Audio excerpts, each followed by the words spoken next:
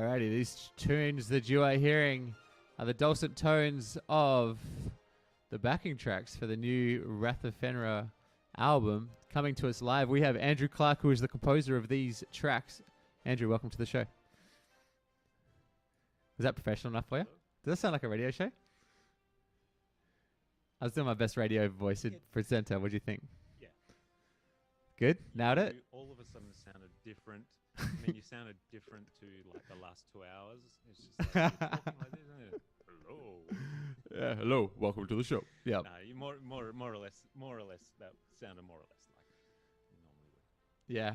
And it's like, we've been talking like, fuck yeah, cunt, yes, out there, for the like, last 2 hours. And all of a sudden it's like, hello and welcome to the show. Fucking can't get the violin a little bit louder. Yeah, yeah. And they're like, my name is Simon Holland and I am presenting this in my underpants.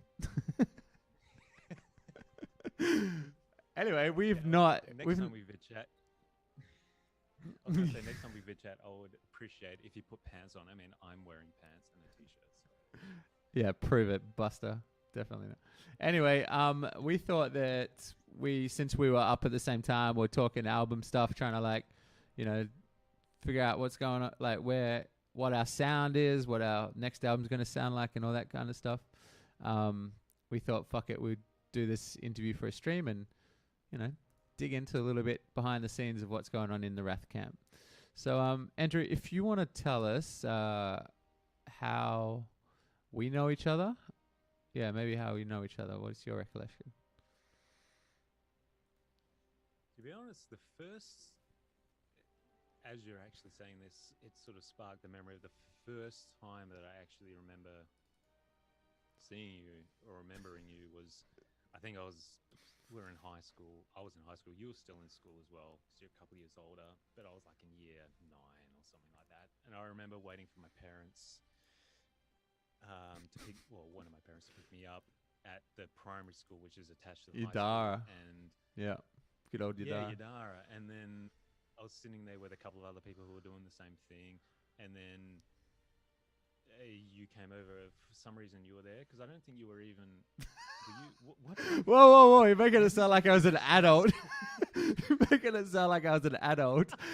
Hanging out at a primary school, and you came up to me, and that's how we met. That's what it sounds like your story is. This is the problem with sparking a memory when you're a little bit inebriated and just remembering it for the first time. I haven't probably thought about this in 20 years, so this might be getting into dangerous territory. All right, if anyone wants to know, I'm not an adult that hangs out at schools. But I was at one point a teacher, which is weird. That's what, yeah, anyway.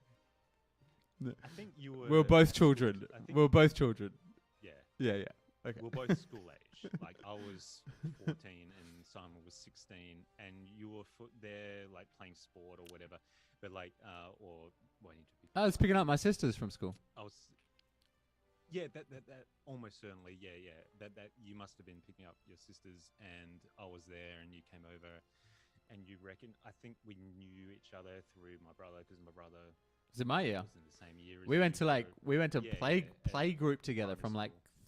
So your brother is the first, aside from this fat girl that was eating the Play-Doh in playgroup, aged, fucking 3 at South Frio playgroup. There's a fat girl called Chris. So the first like other human that I remember interacting with, it wasn't my family, basically, or cousin or anything, was when we went to playgroup, age 3, and I just all I remember is I was playing on the little table, and it was like Play-Doh day, so the lady, like, the teacher dumped big mounds of Play-Doh in the middle of this little table, and there's like 6 of us perched around it, just pulling it out, playing, whatever. And the girl next to me was like larger child, like quite easily the fattest child there. And anyway, she's grabbing the Play-Doh, and then I see her sneakily out of she thinks no one's looking. She like sneaks some Play-Doh up to her mouth and eats a chunk of it like that. And so I was like, what the fuck are you doing? Don't have to eat that. It's like, I think it's not. And anyway, I didn't say anything. In my head, I was like, I saw that. And then the next week, she's like, it's like trying to pick your nose. Like, she tries to sneak it in there. She's like, like, down with the Play-Doh. Which is like really flour, salt, and what else? I don't think it's salt. It's in Play-Doh, water. And then anyway, so I was like, all right, I've definitely seen you. So I said something. I was like, you can't eat the Play-Doh. very direct when you're a kid. And she's like, I can do what I want. I was like, touche, fat girl, touche. And so but anyway, she became the like Play-Doh eater. So we were all like, Play-Doh eater, Play-Doh eater. She's like, like eating all the Play-Doh. And but your brother was next to me on the other side of me watching this shit go down. So I knew this guy, like, I turned to him and I was like, what the fuck's you doing? He's like, fuck knows. Do you want to go hang out? All right, let's go play on the truck. So like, and that's like 3 years old. And so I've known your family a very long time. And actually before that, like when I was about year 6, I got into bodyboarding because the chick I liked, I was surfing with my dad. And then the chick I liked thought bodyboarders were cooler because her brother was like really good bodyboarder, Stephen Williamson. So I was, so then I was like, all right, I'm going to go join bodyboard. I'm going to be a bodyboarder. Anyway. But your brother was best friends with him. We went surfing, and your brother was one of the best bodyboarders I've ever seen in my life, up close. Like, local dude, just shredded. I remember popping ARS when I was like, Eppo had just figured it out. Yeah, I remember you telling him that once, and he was just like kind of blown away, like he was just didn't know what to do with that information. He might not thought he was good. But like him and Stefan were like so good I was like 12. They would have been 15 or 16, but they were like fucking awesome at that. Yeah. You don't know you don't know what little kids look up to you. Anyway, that's a long rambling irrelevant story. So yeah, I was going to prolong it with a story of a classmate that used to eat a lot of things, and this is stretching to 10 or 11 years old and random. Yeah, that can be for another time. Yeah. Was he in your kindy? He was in my primary school and my high school, and he is a respected member of society who used to eat. I'm not going to say anything. What's his name? Leave it for another time. What's his name? Where did he live? You know him. You know him. You know his wife. I think you've partied with both of them at some times, and you may look at him differently, but I'm definitely not going to say anything on a public. Do like The Simpsons. Lisa S. Wait. There's two of yous. L. Simpson. All right. So we're listening to Bloodstained Shores at the moment. So this is the track that we're planning to play underneath the recording. So we've recorded 4-track EP. Each song's about 5.5 minutes or something, some bit shorter, some bit longer. And we wanted to have like a kind of a cinematic feel. So this, like, you know, Wrath of Fenrir, we want it to be sort of an experience as well as Viking and metal, but also like it feels like you're watching a movie sort of thing. So that made sense that we go to you, Andrew. So you're a film composer. What does a film composer do? Well, ultimately, I think never really thought about putting these specifically into a succinct definition, so I tend to ramble on. So forgive me, just pull me up if I need to be pulled up on. I need to wrangle you in this conversation. I mean, music is generally there to support the story. Ultimately, you know, you can go down many routes. You can completely follow the dialogue, the action. Or you can do something which contradicts, but it still works. And there's just a lot of different routes you can go down when it comes to here's a scene, this is the story, this is the dialogue, this is where it begins, this is where it ends, this is what is conveyed in the story in this short period of time. You know, how can you represent that with music? And ultimately, you don't want to be intrusive because, I mean, the best music, just like ultimately like the best sound design and all that, generally when you come away from a movie, you don't necessarily want to be drawn specifically to the music. I mean, it's you want it to like feel, you want to push you somewhere. Yeah, but you don't ever want it to take you out of, you don't want to all of a sudden be watching a movie, be completely, just taken out of the story. And then all of a sudden have this huge bit of music just pull you back, and so you ultimately want to service the story in the way that it generally to the way that the director wants. Yeah, well, we used to, because we also lived together for quite a period of time, and like 1.5 uni degrees, I think, in total. So like, but we, I kind of remember when you started getting into this, because I think you were planning to do economics at Murdoch University, actually, with our friend Bullshit Gary. Well, I spent about 4 years doing about 2 years worth of units. Just I figured, doing commerce was a good way to spend 6 hours on campus and spend the rest of the time just fucking off and fucking around. Yeah. Writing music. It gave me the opportunity because it was just easy. Yeah. So Because I remember like watching Gladiator. I think it was Gladiator at the movies or something. And like, it was always like during the battle scenes, the big crescendos. And then like, it would just be boom. And you'd realize like with a big drum, you'd realize there was an epic soundtrack that had been building up. You didn't really know. And I remember like going, this fight, like, this is epic. We didn't know what that movie was going to be that good. And I remember looking over you and you're like, the soundtrack is amazing. And I was like, well, I was thinking of the cinematography. And then like, I was like, the cinematography is amazing. And you're like, the soundtrack is amazing. And that's when I realized, like, we're experiencing the same movie in different dimensions almost. But it's all like woven to be the same thing. And that's the brilliance of film right there. Like, I'm appreciating the visual aesthetic. You're appreciating the soundtrack.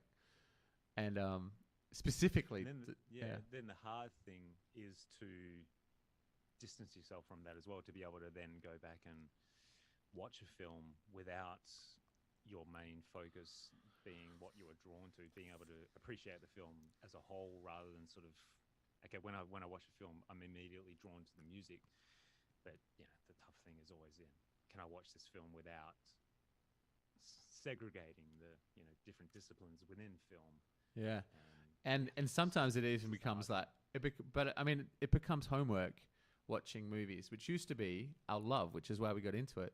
But now sometimes you find yourself, I find if it's a shit movie, like the story hasn't grabbed me, I don't like the characters or something like that, then I spend time technically breaking it down.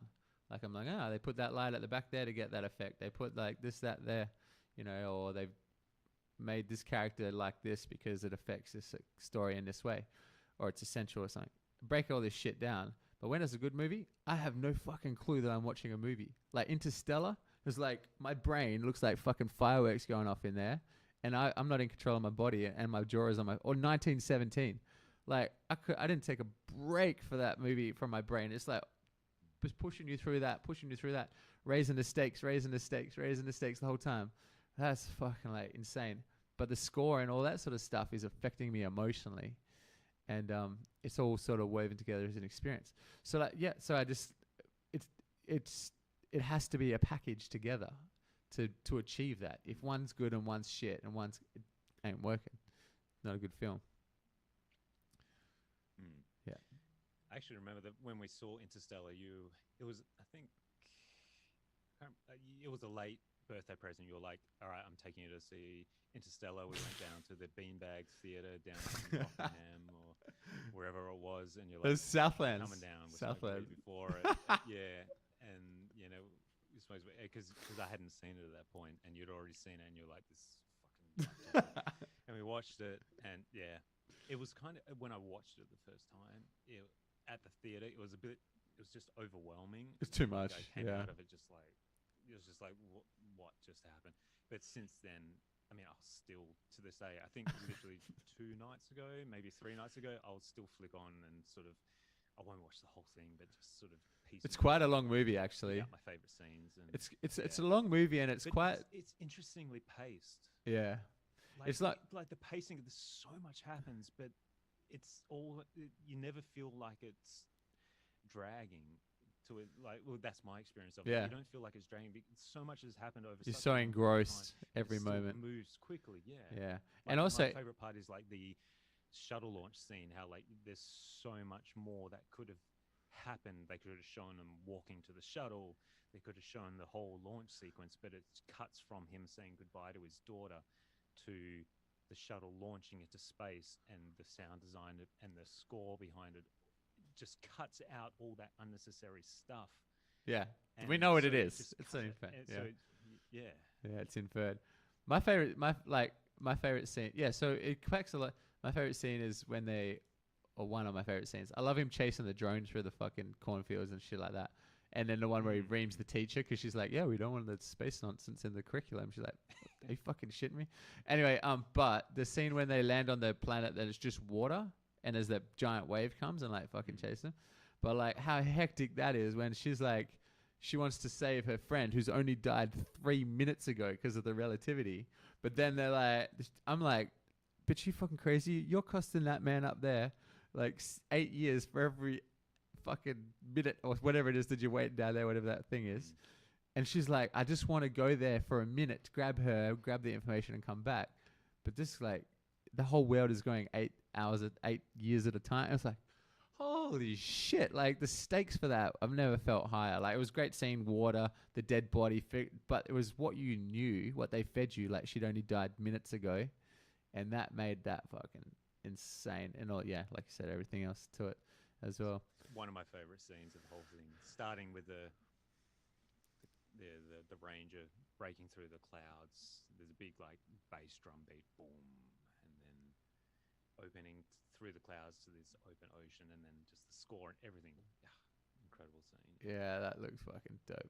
I was so happy. That was like one of the best movie experiences, I think. But honestly, I think 1917 is top 3, and Jurassic Park and Terminator 2 probably are the top 2.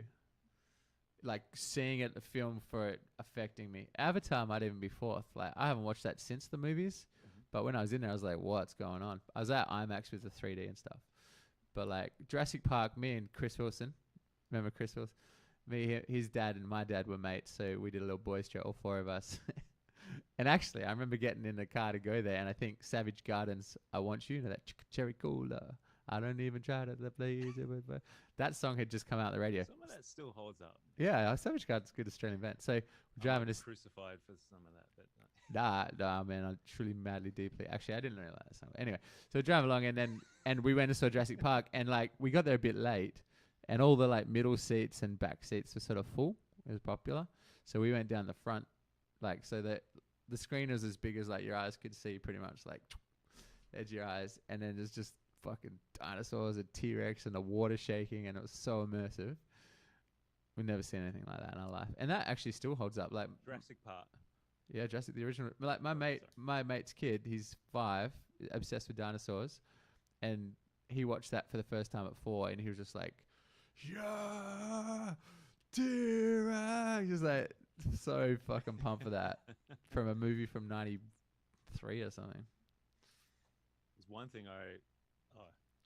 the original Jurassic Park. There's one thing I remember from my initial experience. I saw it. It was like '94, was it? Yeah, and that scene of, tell me if you did this too, when the kids, they're in the kitchen and they end up hiding in the roof and the raptor jumps up. Oh, dude! I remember like I'm sitting there as like a 9-year-old kid, and my feet just because I'm just so engrossed, and I was like. That happened to me. That jump scare is fucking actually terrifying, but like hits fight or flight receptors or some shit. Because like I was walking in Frio, I was like thinking, like deep thinking, you know, like hadn't spoken to anyone all morning, and I was just like was walking and thinking. This lady said, "Excuse me," but she didn't. She said it when she was like this far away, right in my ear. It scared the fuck out of me. I like kind of. No, I jumped and I nearly turned and swung a punch like out. And all we'd done is we'd like crossed. We'd cross like I'd walk. I must have walked just. Well, I didn't see her coming, so I don't know. Maybe she came from behind. But anyway, somehow she got to this point and like yelled it right in my ear. Scared the fuck out of me. You know, knocked her ass out. But yeah, that's like a fight or flight. But that's why when you're making movies. Like, we're only pretty early career, both of us, I think, in terms of what a film, you know, look at us, we're fresh-faced youngsters, and you're looking at the old men making it, you know, that's what it takes to be a film master. Be good, not saying we're going to get there, but, you know, it's a long time. It's a lifetime kind of thing. But, yeah, you know how to, you know how to affect their brain and do shit like that. How have you found being a composer? Like, what's the reality of that job feel like? It's got negatives and positives, I'm guessing. Yeah. There's, without trying to be too long-winded, it's just, you know, it's just bouncing between extremes. Like, I'm the worst person alive. I shouldn't be doing this. Why am I doing this? I couldn't possibly live up to, Yeah. any, the level of what is acceptable to be, a working composer. And So then, bad. you have those moments of you write something that you think is kind of cool, and you're like, hey, yeah, I think I can actually do this. And yeah, so you hold on to those moments of, hey, this sounds real. That feeling inside of yourself that you just get that full of euphoria that, like, Yeah. fuck, I created I this, created wrote this, something, and I yeah. think it's good. Yeah, and it's something, and you've done it, and it's going to exist from now and for however long it exists. And then so it's just a daily struggle of trying to fight off any That first feeling's the before negativity. breakfast, yeah.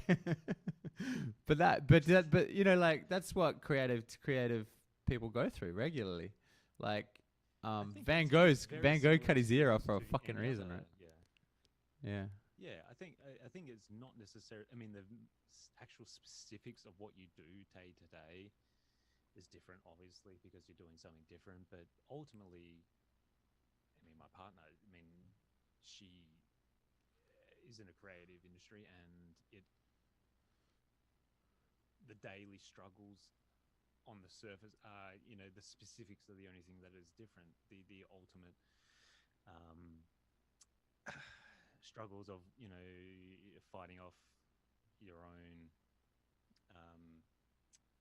Like insecurities and like thinking that you just insecurities, fighting off your own insecurities every day, and you just got to push through it and just hope that ultimately, when you finally click send on that email to give the person the link to what you've just written, you just hope that they like it as much as you do, or they don't hate it as much as you hate it. Well, yeah, because you've done the best work. You do it. When they say, "Can you make this?" What they're saying is like, "We believe in you," and then like, "We believe you in doing this much," and it can be like $1 million, or it can be fucking, "We believe in you this much, no dollars."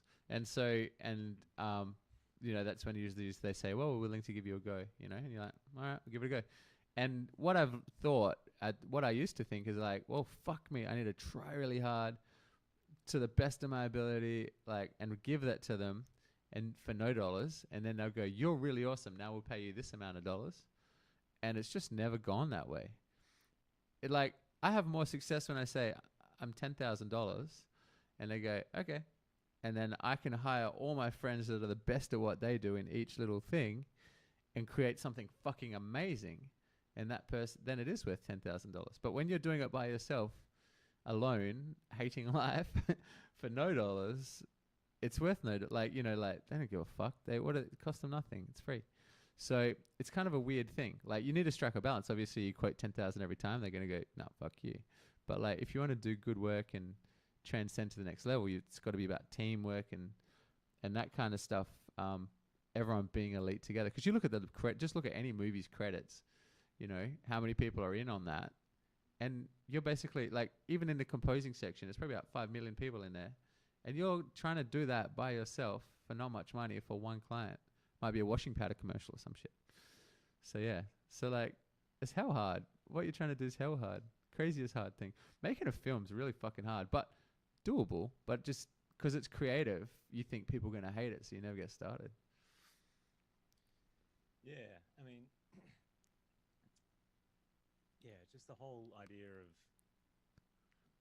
having this idea just come into your head, or you just you're going on one of your walks through Fremantle, and you have this thing that sparks to you, and then it's just the whole process of, and it comes to me as well, like in terms of maybe just going for a walk and you have this musical idea, and then just how can you actually have this presented in a way that is consumable to the population. Yeah. Getting from the initial idea to the final product, there's just Years. you It need can be so years. much help, and it can be years. It can take so many X amount of dollars. It can take so many people along the way, and ultimately, I guess it just comes down to do you have the faith in the idea, Yeah. enough faith in it to put in that hard work to have it realized? And Yeah. yeah, Have you, I mean, as you if you don't have enough faith in it, you won't do it. And if you do, hopefully you do. as you get older, do you go, fuck it, I've got to do something now, and you just you just start gunning stuff? I feel like as I've gotten older in my career, when I was younger, I'm like, I'm gonna make this film and make this perfect, and then maybe make that perfect and stepping stones. And now I'm like, you know what? Fuck me, let's just get it. I'll just do it now. Like you have to just get things done behind you, move on to the next thing, because it's never-ending steps, never-ending. I feel, much more of an urgency, especially crossing over the second half of 30s. I feel much more like shit. Things really need to start happening. Otherwise, and things are happening, but that's just always the way it is. It's like there's always things happening, and there's always the project that's going to put you over to the next level. But after literally, double figures of, feature films, which were definitely going to happen, but then just don't happen. Yeah. And doing all the work for them, and they don't have.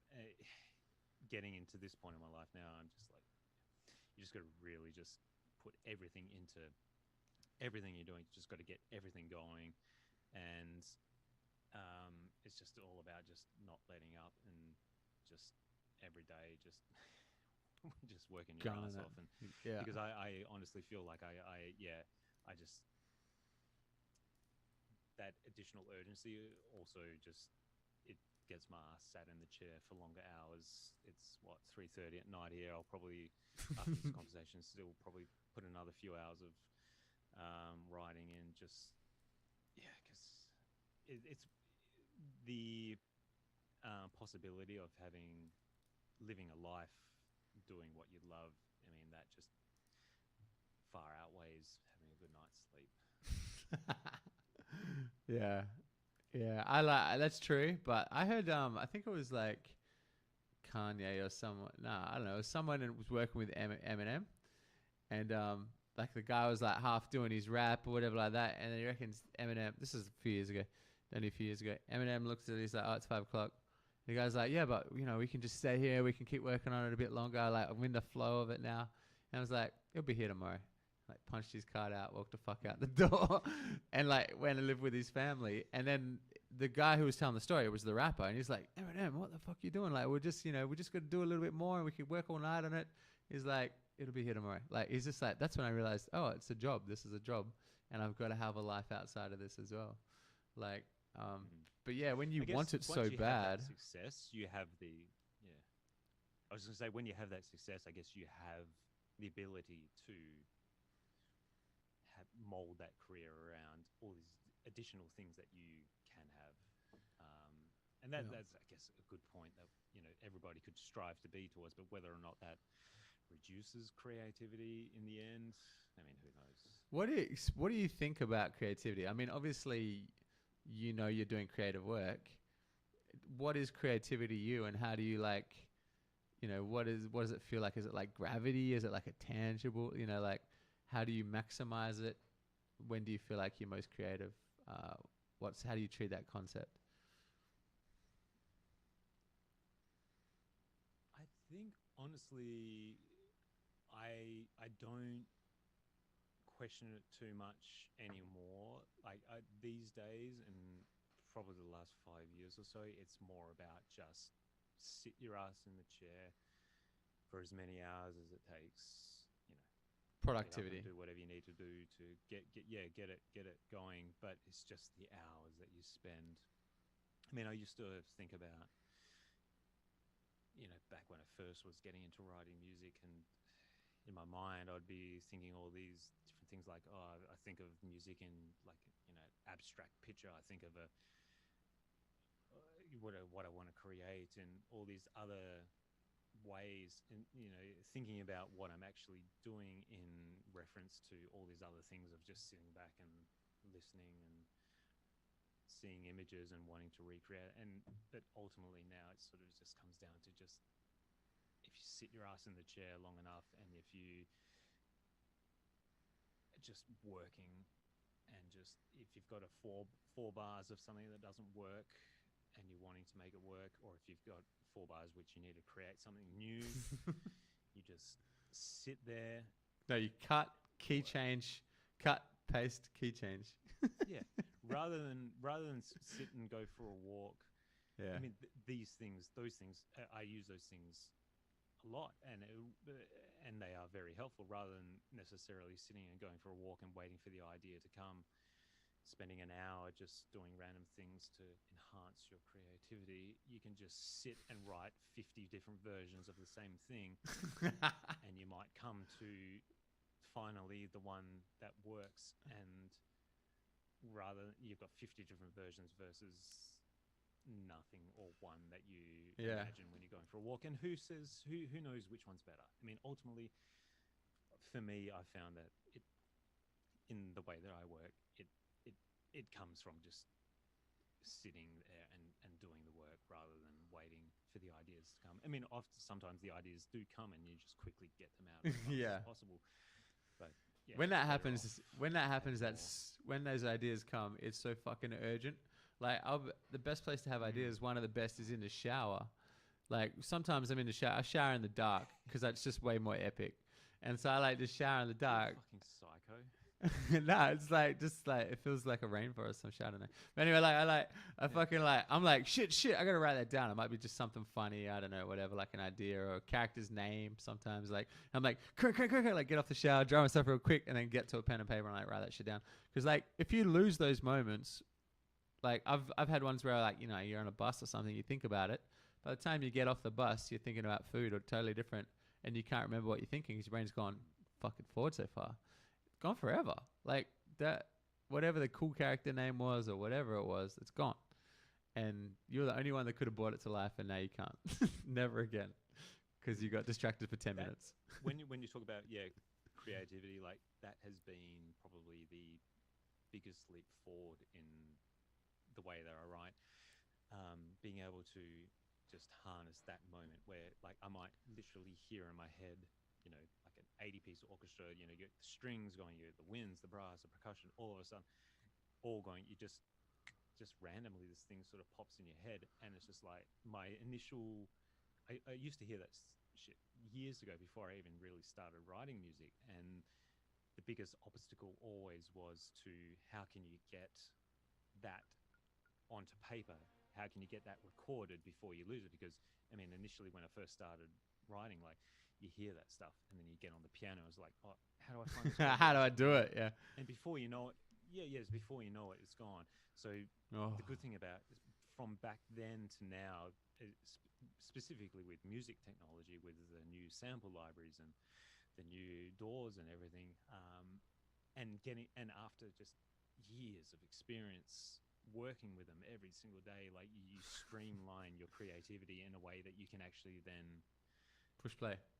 Get it out as fast as possible. And I mean that, and then, like, and it also comes, and it can even be drawn back to, like, now, like, I'll hear something like that in my head, and I'll just jump on and just load up a piano, and I'll be able to, you know, write a few quick notes on, you know, written notes saying, okay, well, I want this line does this with this instrument section and stuff like that, and that just comes from, I mean, I would love to have had that 20 years ago. I mean, and there are those people. I mean, there are those people who are just that talented and just savants, you know, from a young age, that they can just immediately just do that. But, you know, it's something that I've had to learn from just doing over and over.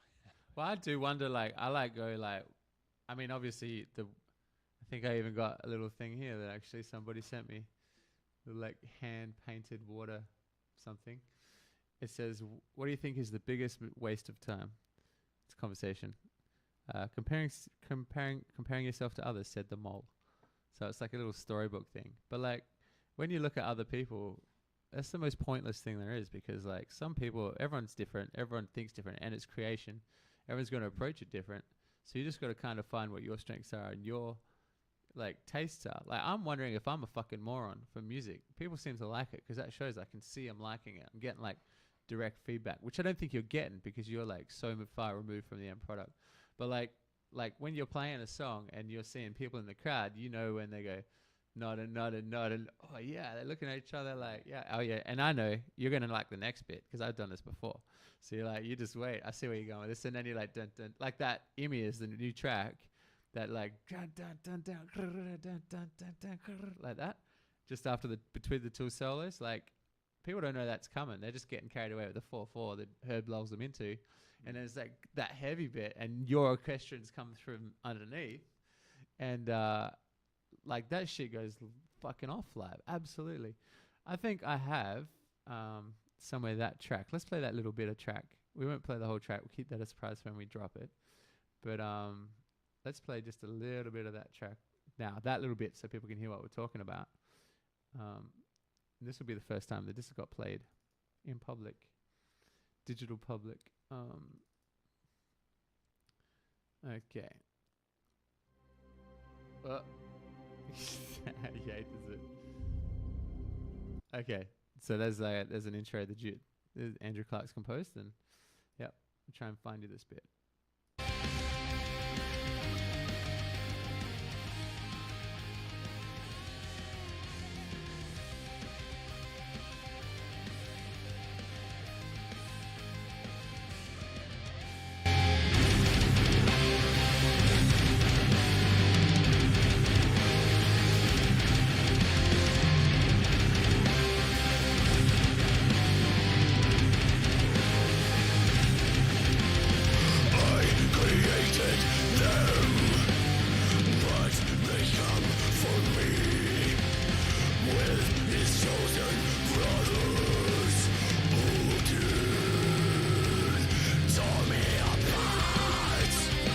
Okay, now we'll leave it there. Just that little bit. We just played that section. You couldn't hear that, could you? No, I couldn't. That was like the Wonder Years. That was like the Wonder Years then, because I'm pretty sure I know which part. Yeah, yeah. Sorry, go ahead. Sorry, I interrupted you. Ah, it was like the Wonder Years. Like when I've been watching the Wonder Years again because I love that show when I was a kid, and like a lot of it's voiceover, like he's narrating what the kid's thinking. And then so you realize that what the actors are doing on the screen is they say a line and then they just stare at each other the amount of time that this fucker voices over it. And it's the most weirdest show. If you watch it with the sound off, it's like, what the fuck is going on? They're just standing there like... but yeah, so that's what you were just like. That's what you were just like watching that. Anyway, but that would have sounded epic. I'm hoping on the live stream, and yeah. So it's all about like gathering it up and then like unleashing on stuff, and I'm getting that back in real feed time. Oh man, I can't remember what the fuck we were talking about after playing that. That was so good. That bit. That was so good. What were you thinking when you're like, you know, when you get to a part like that in a song that, like, so we recorded the song, wrote the song, recorded it, gave it to you. You listened through and you kind of go like, I want to fucking do this. I want to do that. When you get to a part like that, what were you thinking? Yeah, because I guess my approach to, because there's moments like that, it seems to be, I mean, there's a bit of a common thread with some of the, I mean, we're like with all bands, like, you know, you have a common structure with, you know, chorus, verse, and all that. I mean, it's not necessarily set in stone. Like with Fenrir, I mean, it's. I mean, if you were to take, say, like a, you know, you got your pop music or your traditional rock music. You know, you have your traditional structures of, you know, intro, verse, chorus, bridge, solo, whatever. But a lot of the times, songs contain, you know, similar sections. You know, it's always expressed differently, and certain things within Fenrir is like that. There seems to be these, the way the songs are written, there's often these big, heavy chord-driven sections which come out of the solos, and it's a really good way to sort of bookend. You know, you have your free-flowing drums and rhythm, and you got your solo with a bit of rhythm guitar, which then just boom, you know, erupts in this big chord, heavy chord, you know, real headbanging moment. Like I imagine when you're sitting as a listener listening on stage. I mean, you're just standing back and you may be sort of swaying back and forward, listening to the solo. But then when it gets to the big moment, the big chord, bam, Yeah. The hit. We call that the hit. That's when the the real head. Yeah. Yes. We write that in. We write those bits in. Like, we call it, the way we talk about it is like, the build up, the payoff, the hit.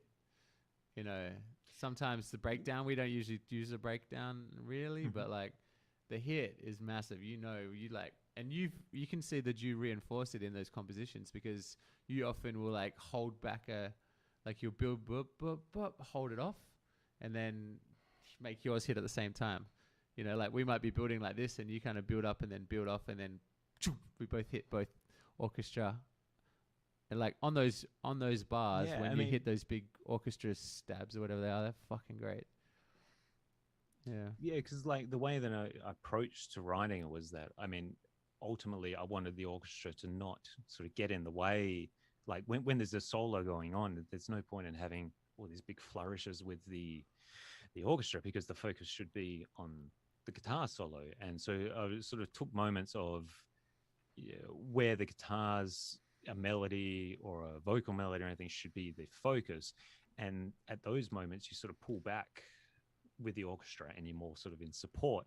But then the one thing about with those big chords, because it is just not just, but like, I'm not saying it's just a chord, but when it is a chord, it's a limited amount of notes, and it's hit with a percussive effect almost. It allows then the orchestra to have its moment of all these other notes, because the bass, the core, like, is the band playing the bass, the drums, the guitars playing these chords, and which then allows the orchestra to kind of sort of lift off from it and just do all this other stuff. Whereas before it was kind of holding back, because the guitars and all that were doing its thing, and it was holding the attention there. So it just, there's a few moments in the different songs, and there's especially in what as a part that I wrote in Rania. I still don't know if I'll ever say that correctly. Anya. Anya. Like Narnia with an R. So many. No, Anya. There's a part towards the end of that that I really enjoy. I really loved writing for that. Like there's moments in that where, which bit? There's riffs going on, and then it just allows all this additional stuff to go on over the top of it. So I just kind of found that as a bit of a common thread between the songs, and it was literally one of, you talked about shower epiphanies. It was one of those moments where I was standing in the shower and sort of going through the song in my head, and just like, how am I going to build to this next part? And then just one of those things happens, and you just quickly dry yourself off and get to the piano and write out a skeleton of what it's going to be. Well, I don't think people understand like exactly how much, like, it's so good to hear your process, how much you're putting into an orchestration like something like this. You need to have that. You need to be like, what people hear is the end product, and they hear an orchestration and guitars and drums. They hear 5 things, but they don't really, I don't connect it like that idea had to come from somewhere, go through so many layers of process to get to the eardrums.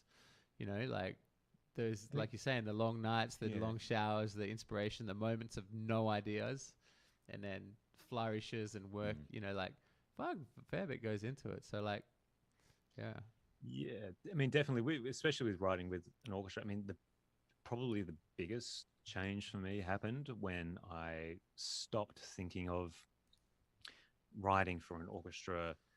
Sorry, I started thinking of writing for an orchestra, and I stopped thinking of writing for just, the sounds that come out of the speakers. Because like, you can sort of just mash together string pads and brass pads and all that, and it can sound good and it can sound decent. But like, ultimately, if you were to try and then have that process of, okay, what if we put this in front of an orchestra? How would you play it?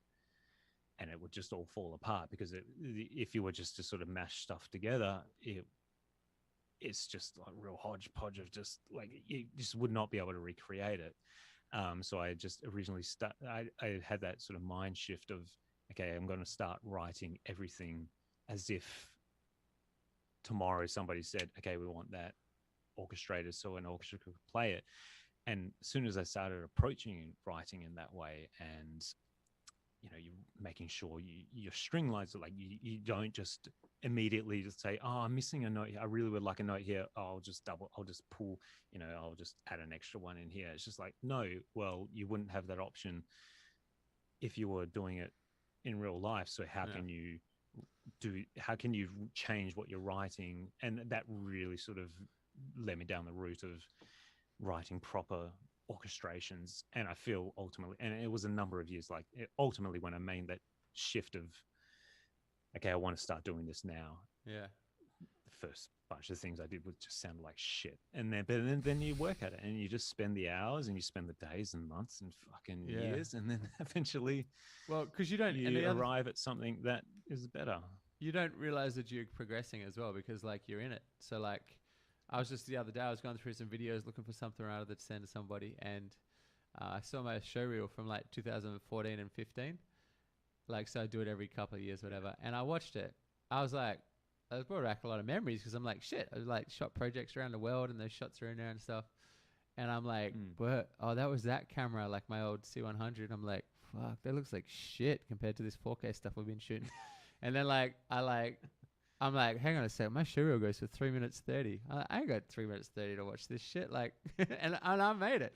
Like, and so I'm like, hang on, let's go see what my latest reel was. So latest one I did was 18, 19.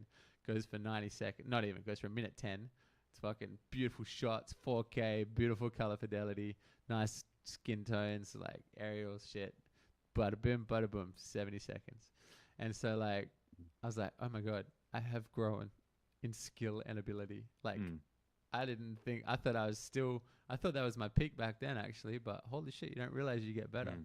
It's hard to know when you're in it. You can't, you don't know. People are paying you for it now, fuck, must be getting better. Yeah, and you get paid for it at the time, and you enjoy it at the time, and you can look back at it and think that was great, but you can improve on it, and you could pretty much take the core of what you're doing necessarily and say, okay, I will do the same thing, but I might tweak things here and there, and then it would be on the same level as what you are today. And I sort of say that we won't go into the conversation, but it's kind of in reference to a conversation that we had earlier tonight. Yeah, you don't know. Like, you get better so fast. But like I like what you're saying about playing, because I've always recorded like that. Like I will just play it sitting on the couch. If I'm just come up with a riff somehow on the couch, I'm like, what could lead into that? What could lead into that? I might have a loop pedal and play over the top of it, and then get it all down till I can play a whole one guitar on a loop pedal, and then loop that loop or loop it all, and then play the whole second go over the top. Then I'll sit down and record it like that real quick. And like I'm traditionally not really a recorder guy, because like as soon as I plug into the computer, the driver crashes. I've got to reinstall this. It's not finding my MIDI thing. Like do that. Turn the volume up on that. And like so as soon as I go through that process, I'm like, all my inspiration's gone. I'm like, you know what? Fuck this. I'm hungry. And so but now I've sort of grounded out, got my system better. It's easier, and I'm on a Kemper digital. It's nice. I just get and I can start playing, and it's okay. But like when we recorded our first EP, like I don't know, it was probably hard. That was the hardest shit that I could play at that time. And I was playing with Sean Lynch at the time, who was a fucking great guitarist. So I was like, fuck, can't barely keep up in the recording room. But I like go for a riff. We got 4 bars of the same riff, it sort of evolves. And I like go, bop, bop, bop, bop, bop, bop. And then the engineer was like, okay, ready? You're going to punch you in now. But, da, da, da, ba, da, da, da, da, da. And he's like, stop. I'm like, yeah, but I got to like keep going for the rest of the song. He's like, no, I just go copy, paste, copy, paste, copy, paste, copy, paste. I was like, what? That's how you do it? That's bullshit. Like, I hated that. I'm like, but I want to like play it a little different each time, just subtly. I might put a little harmonic on it or something. He's like, nah, but, done. What's the next riff? I'm like, well, it goes this bit, and I was like, fuck. I guess ultimately when you have the resources to spend the time that you want in the studio, you can do all those things. You can play everything. When I think about like, that documentary, A Year and a Half in the Life of Metallica, how they literally had a studio booked out for 9. They were in a world-class professional studio, one of the best, one of the, you know, a Full-time great engineer. producer, everything, all the resources they want for 9 fucking months. Is that Imagine when how they much that cost. And but what they come up the with Black Album, yeah. for Offer Black? I thought you were talking about some Yeah, kind of yeah, they monster. spent. Oh no. That's another thing. But like, yeah, I mean, they spent. I mean, the album's incredible, but you know, having the ability to sit in a studio for 9 months. Was Whether it or better not than that's a good Puppets thing, though? I mean, they. Was it Yeah. better than Puppets? Well, that's the thing. I mean, in terms of production wise, I mean, it is. I don't know. I prefer Puppets ultimately. I mean, I think Black Album it's an incredible album. Every song on there is amazing. But I was actually literally just thinking, it was two days ago, just like if I was, it's just one of those random conversations that you have in your head.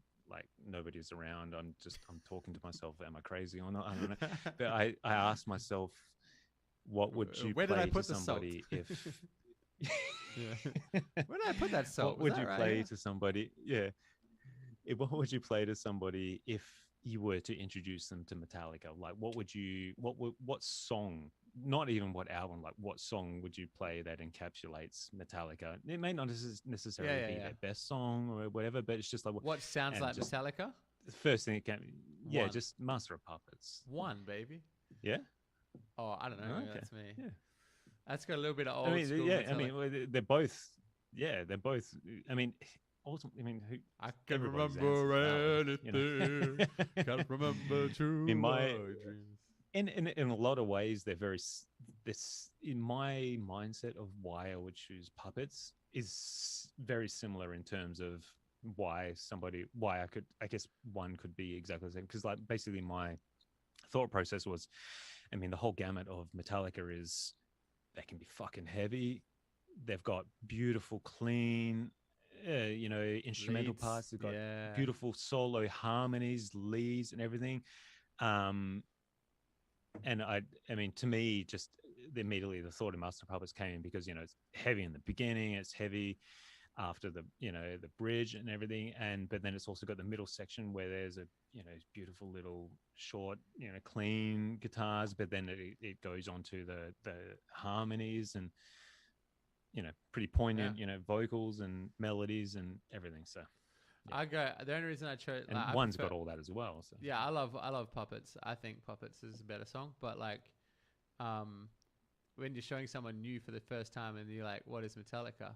Like, the problem is with Puppets is it's all got the heavy stuff at the start, which can turn off people straight away, because it's got the like, or they're like, dun dun dun dun. There's a bit of a pause and like, dun dun dun dun. They're not kind of getting used to it, and it's like, that's a bunch. There's a bunch of that too, and then it gets to the good shit. But you might have lost the person by then. Whereas one starts with like, it's always such a gradual build up, and then it gets to that almost some of the heaviest Metallica, that "That mind has taken my sight, taken my soul." That gets to that bit at the right point for somebody to have learned what Metallica is all about, and then like the solo is next level. it really does evolve, you know, from the beginning to the end. Yeah. Like, I mean, they're a really good band, but I mean, people would play fucking. There's generations out there that would probably think Saint Anger is what Metallica is. Like, that's a real shame, and old people think that. What? Yeah.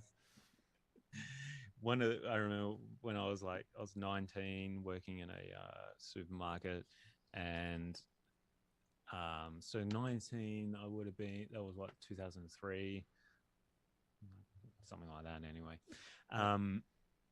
And one of the young guys was like, he just started working, and, you know, 14 years old or whatever, and he was just like, "Oh man, I fucking love Metallica," because I was talking about Metallica. He's like, I was just like, "Oh man, what's your favorite album?" He's just like, "Oh, I've only listened to Load," and I'm just, "Oh." Wait, what? Just like, that's your favorite album? Yeah. And you love it. I think like, when they say that and you love that, imagine when you discover this. Like, yeah, it's gonna blow your fucking because mind. like listening to Load, I mean, there are. It's so different to the others. But there are some good songs on it still. I mean, it is, you just look at it like, okay, this is a different direction the band went. Okay, it's not the same as it was before. still some pretty fucking good tracks, but I never think you put it on, any of those tracks are never on the same level as Yeah. the other stuff. But The band that really murdered me. There's only been one band. There's only been one band that's changed their sound where it's hurt. Metallica didn't give a fuck. Like I can't even think of many other bands that have. But usually it's for the better. Opeth. But we'll talk about them later. But was In Flames.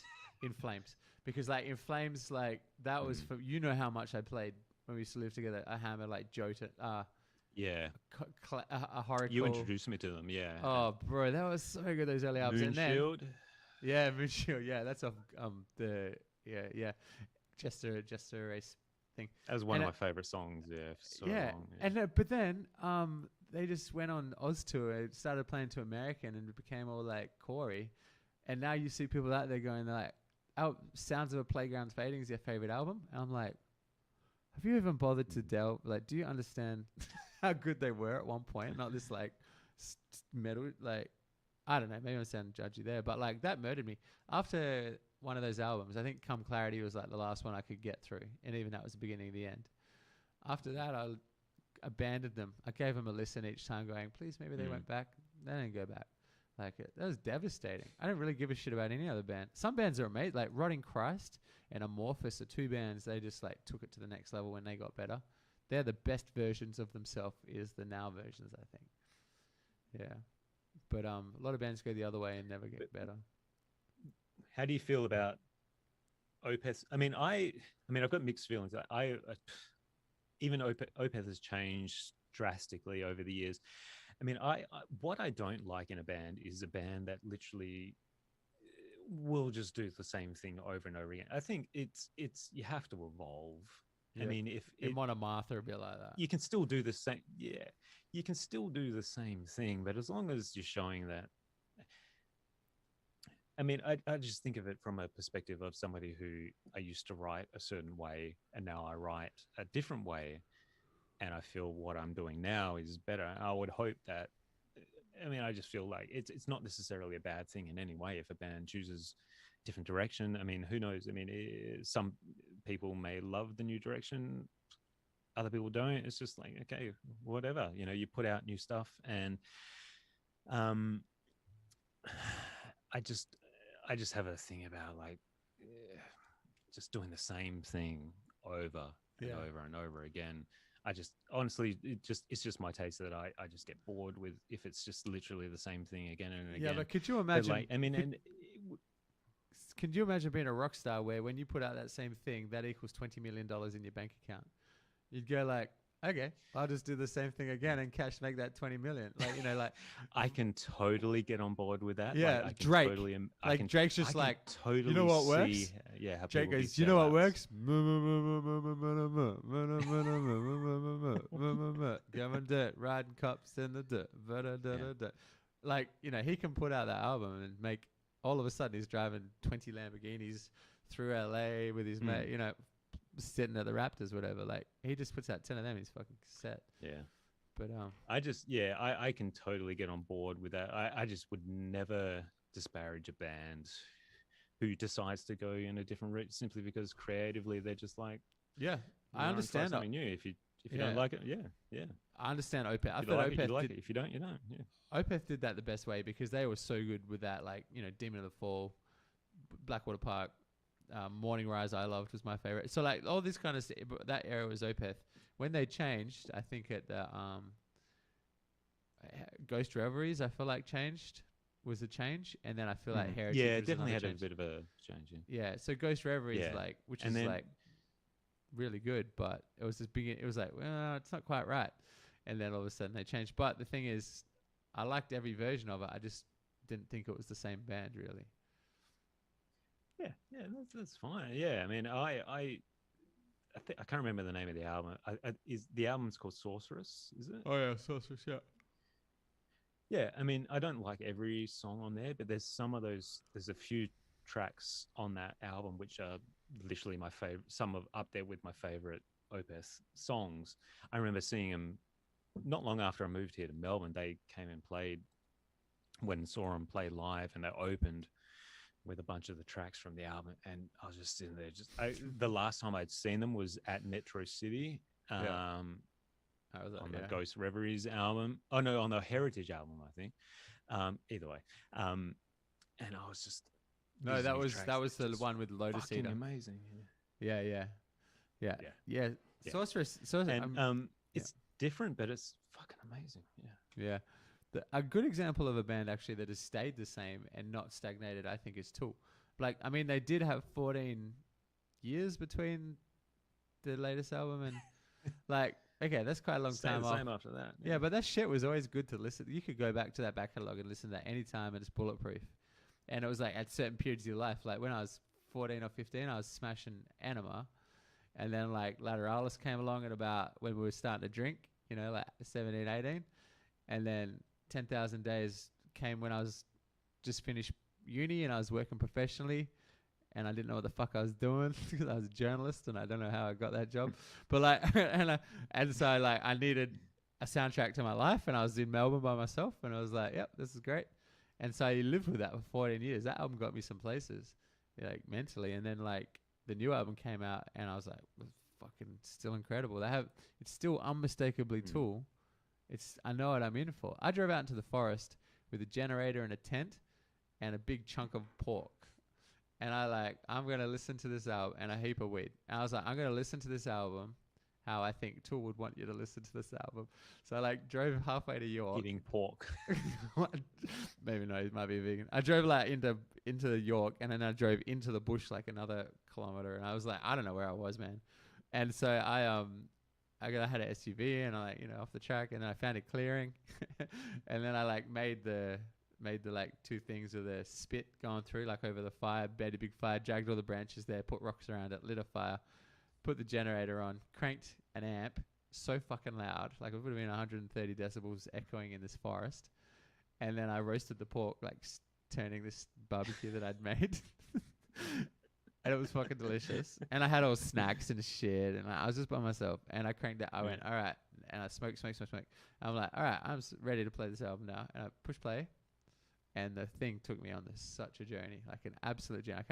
But I time-lapse filmed it. It's on my Instagram. Me sitting there and the clouds going over and the rain going over. You can see the fire lighting all the trees. You forget how good firelight is, you know. And yeah, I was just like, now that album is just untouchable because that is so good. Yeah.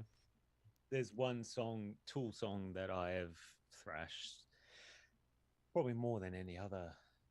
Third Eye. Wow. Oh, that's off 10,000 Days. Is it? Yeah, it's not often I look at the track titles. I mostly listen to it's there's a live version, and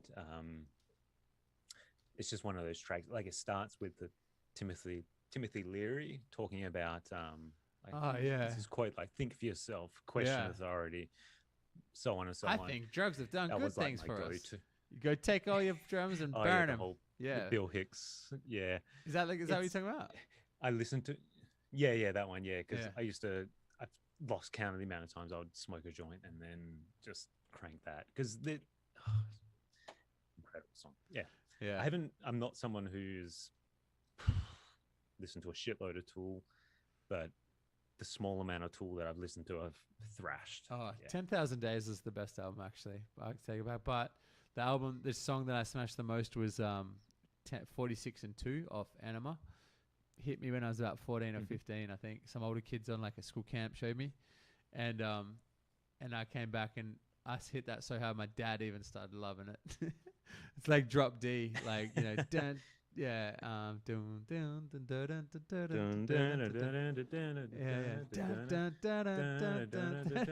dun.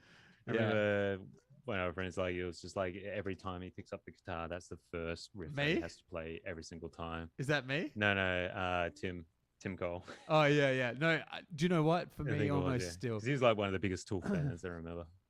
Oh yeah. That was like that was it. That's still one of the first riffs I play if I'm just warming up or something. I just fucking love it. But Chris George's was always like All the Small Things by Blink-182. I was like, don't touch my guitar. Put that down. No, it'd be like some Chili Peppers shit. Put that down. One random memory that I had that from, you remember our place in on Canning Highway? Yeah. I remember one time it was one of the first days that we had moved in, and then we were just having a bunch of the guys around to just hang out. And anyway, like leading up to that, we'd been talking about music and we'd started sort of jamming a little bit here and there. And then I specifically remember you saying, "Oh, every time Chris George gets the guitar, he plays this Nirvana song. What is it? Dun, dun, dun, dun, dun, dun, dun, dun, dun, dun, dun. What's that song? Yeah. Oh yeah. I can't remember, but yeah. You know the song, right? Yeah, Anyway, yeah. You were just going off on about it, like every single fucking time he picks up the guitar. And anyway, so we have all the guys over, and then all of a sudden, you know, the guitar breaks out, and I think a couple of guys went into my room, and you came in as well, and Chris goes, "Hey, give me the guitar," and you're standing in the doorway, and Chris gets the guitar, and you just went like fuck, and you just walked out. You just like rage quit the conversation. Basically. That's what I mean, man. That kid could play 3 songs. Fucking hilarious. He could play the first riff of 3 songs, but he'd sit and play the guitar at a party for like 3 hours long. Like sit in the middle of a party playing a guitar for 3 hours. Just the first riff of 3 well-known songs that my head. Yeah.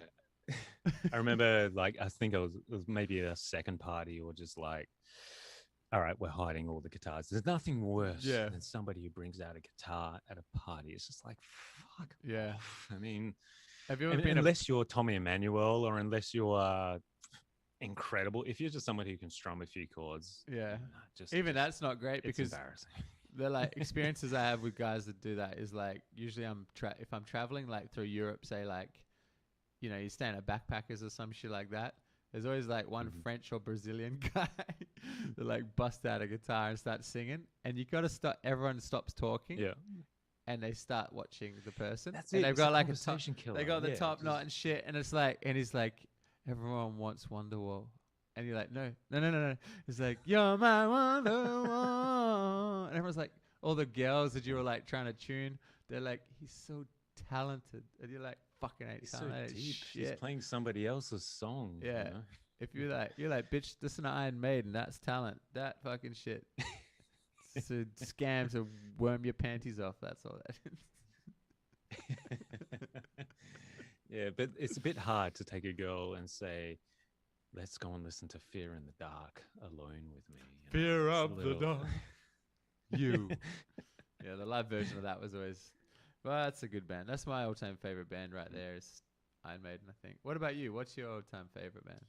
Can I rattle off? What the bands I associate you with? I associate you with Butterfly Effect, Pantera, Butterfly Effect, Pantera, Carnival, early Carnival, like before anyone knew what Carnival was.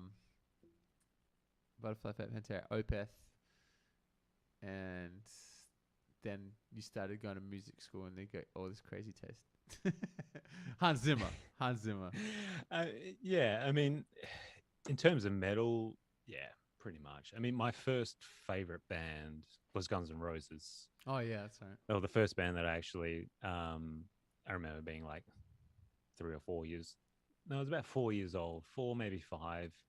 I was very, very young. It's one of those memories of, you know, you just have a real sort of like half a second flash of, Sweet Child. You remember what your room looked like. Yeah. Oh yeah. At that time, I think I was pretty familiar with, My Michelle was, it's, I have this memory of, there's a song called My Michelle, and it's a great song on Appetite for Destruction. And the opening lyric, like, so the song starts with this really low brooding guitar riff. I think it might even start with, I haven't listened to it for a while, but like it might start with the bass, and then there's real low sort of clean guitar riffs, and it sort of builds and builds and builds. Fucking drum hit, bam, big riff, and then it goes around for a few bars, and then the Axel comes in with the lyrics, and it's like, your daddy works in porno now that mommy's not around. She used to love her heroin, but now she's underground. And anyway, when I was like 8 years old, we used to every week one person got a chance to bring music in for everybody to do aerobics for. That was my favorite song at the moment. At primary school? In primary school? Yeah, in Yadara. I was in year 4. I remember it because we were in the head. I Catholic at that aerobics. age, I knew nothing about. I just Catholic school, very conservative, and I didn't know what any of the words meant at that age. Like I was young. I just loved the fucking metal in it. I literally remember it being like the song starting, the riff happens, the teachers like the teacher who was like sort of running the aerobics was just like a little bit, oh, what's going on? And then as soon as the lyrics, it was like, turned off. It's like, Andrew, principal's office now. Like, I don't know what's happening. I had when I was a teacher. But anyway, it's like, that was my favorite band in young. Yeah. When I was a teacher, Rocket Queen is a fucking amazing song. Anyway, go ahead. Sorry. Yeah. When I was a teacher, like some of the little kids would do the craziest shit. Like I had year 5s. I only did it for like really full time for a year or 2, but I had year 5, so my kids were pretty reasonable. They're awesome. And but I remember walking in the staff room. This lady, the pre-primary teacher came in. She's like white as a sheet. It's like about my age. She was about my age. I'm like, what's going on? And she's like, you won't believe this. She like got a kid's backpack, and she like empties the backpack onto the table. This gigantic vibrator like falls out onto it like this. Right? And we were just like, what the fuck? And she's like, Jade brought this in for news. And so she had to call her mom and be like, what the fuck is why is she playing with your vibrator? Obviously this little girl had never like had no clue what the fuck it is, but she thought it was like, mum's toy or something, and she brings in her toy. She bring in my mum's toy. It's cool, yeah. Well, that's what the teacher said. She said she was like they're out at lunchtime and all the kids were crowded around, and so like she's like, oh, that's weird. Like when you see kids crowded around, something bad's usually going to happen. So you wander or just wander past on duty, and then she looks at what they're looking at. They're looking at this fucking vibrator. The girl's like, yeah, you turn it on like this, you turn it off like that. It's so devastating. When the mum came in, she nearly fucking died. She must have been mortified. Yeah. Oh my god. That's brutal. That's a story for the ages when you're that family, hey? Yeah, that time you took my vibrator. Yeah, that's one you tell at Christmas. That's one that's brought up at bucks parties or weddings, everything. Yeah. Any major life event. All right. Should we go out to, let's play some another one of the backing tracks. Let's play Anya. What do you feel about that? Oh, yeah. All right. Cool. I quite like that song. Sounds good. I don't know where I keep putting them. Oh, that's the orchestral.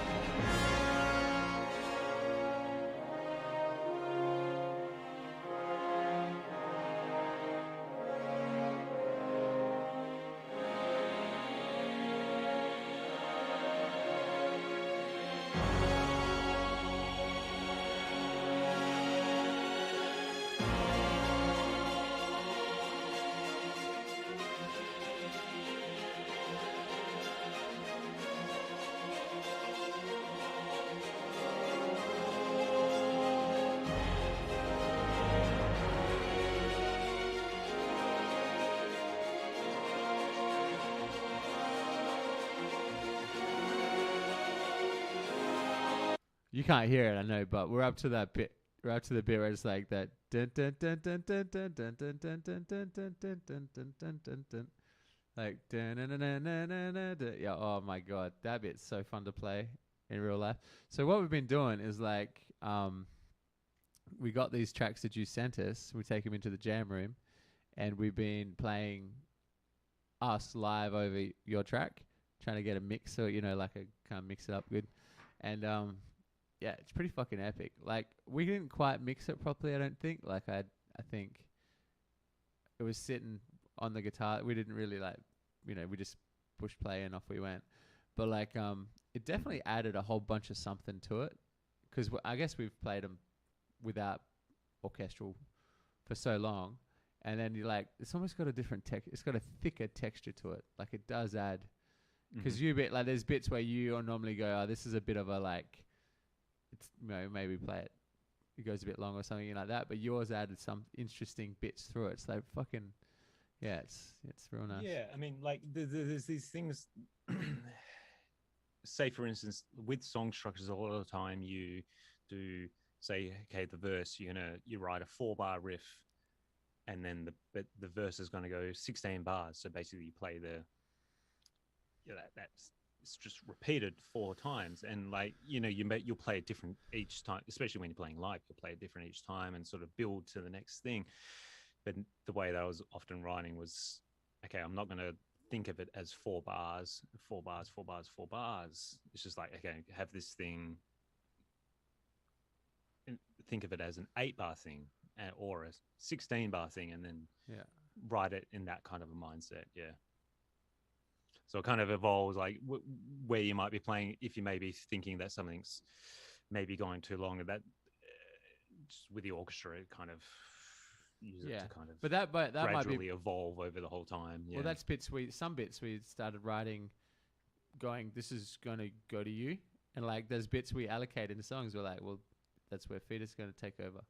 Like we do it with everybody. Like there's like bits where, I mean, that's obviously what a guitar solo is, but like there's a song from the next. So we've written almost 2 albums ahead, but we're in the bank. But like the next song, there's a song called Voyage. We play it live actually. We road test all of these live. So if you come see us, they're seeing stuff that like it's not going to be recorded for like another year. But but anyway, because we road test, we change it. Like we just took one song, Judgment, and we ripped out a bit in the middle and made it such a better song. So much more fun to play before it dragged on a little bit. So yeah, but anyway, so Voyage, we've got like I think it's like 16 bars, more than that maybe. I think it's like 24 bars, where we just went to Herb, this is your time, buddy. It's at the end of like a 7.5 minute song, and then we just doing like a we're sort of sitting on a nice riff, like a oh shit, gone blank. I don't know. Anyway, it's like C minor, like da da da da da da. I can't remember really. Gone blank, out of reference. But anyway, but it's like a build up. So we're sort of building up slowly, building up slowly, build up slowly. Herb starts off little, and I just said to him, man, I just want you to build up, build up, build up, build up, do whatever the fuck you want. It's Herb time. At the end, hit it for the last like 2 bars or something like that, and fuck, man, he goes berserk. Like it's like so much toms and things, and then back and kicks and like mega kicks and digga digga digga digga digga digga digga digga, and then it's like by the end he's like on the kicks, like you see like the rolls like is that, and then we all like take a pause, like boom, payoff riff, and like holy fuck, you couldn't write a song like that by yourself. It just has to be collaborative at that point, like to make it all come together. Because Herb does what Herb does best at that point, and I couldn't have thought of it.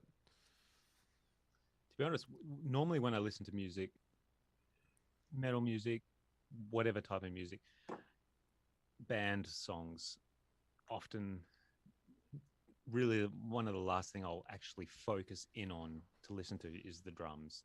Oh, not because like I don't have any interest, but it's just like I'll get to it last. Hear the drums passively. I'll hear it passively. I'll hear the beat, but I'm just more melodically minded. That's just the way that I write. Like I'm more melodic. My weakest point is always been writing rhythm percussion. It's something that I'm always trying to work on to get better, because I recognize it's a weakness. But yeah, one of the first things I was drawn towards listening to these tracks was just the drums. It's just like, Yeah. I just remember It's listening and awesome. just being, Do holy you know, it's incredible. Yeah. I never listened to lyrics. Like I couldn't tell you. I listened to the melody of the voice as Yeah. like a I melodic listened to the line. melody. Yeah, I same. couldn't tell you yeah, what's getting yeah. sung. Like, but when I used to party with Nico, we'd go to the pub or something like that. He'd be like, "By the light, shh, by the light, whatever." He'd know all the lyrics to these fucking Yeah. random songs. Left my heart in summer's go.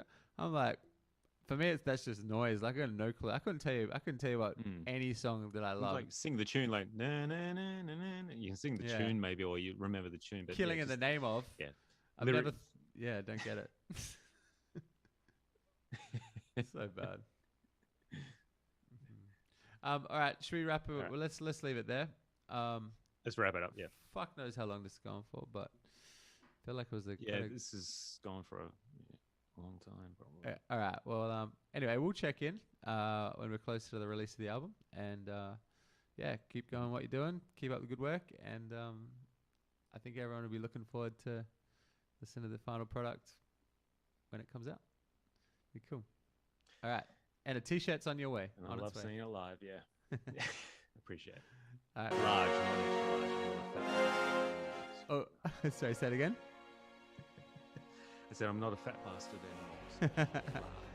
So Large. Not Yeah, extra right. large. That'll be tight as fuck.